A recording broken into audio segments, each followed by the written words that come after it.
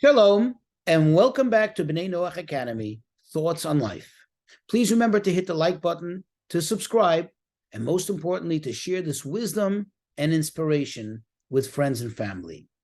So when it comes to the story of Egypt, the Torah tells us again and again to tell over the story of Egypt in so many different ways. Even the Torah tells us, tell it to your son, speak of it to your children, that they know what happened back there. Here's the question.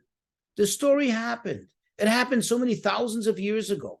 That is 3,300 and something years ago. Enough already.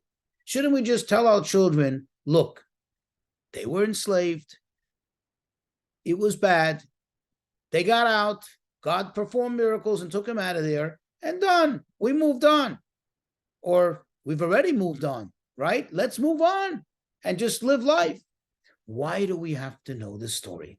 Why discuss all the details? Why discuss all the miracles? Why get into it again and again, year after year after year? In fact, there's not a day that goes by that we don't have a remembrance of the leaving of Egypt. In fact, that's one of the things that Torah tells us to remember all the days of your life. Every single day you have to remember leaving Egypt.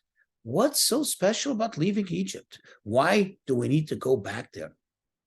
The answer is that, and especially when it comes to children, especially when it comes to educating, to inspiring the next generation, leaving Egypt wasn't just merely about leaving a geographical location. Leaving Egypt wasn't just merely about getting out of a difficult situation, but leaving Egypt was about learning something. In fact, not only for the Jewish people, but even for the Egyptians. God continuously makes this point. If you look in the verses, every time he sends Moses to warn the Egyptians about an upcoming plague, about an impending affliction, he says, V'yad'u Mitzrayim k'ani Hashem, and Egypt shall know that I am God. And if you remember, as we once discussed, the word Mitzrayim, Egypt, is not just a geographical location. It's not just the name of a country, but it actually is a concept. Mitzrayim could also be read Mitzarim, which means constraints, limitations, shortcomings.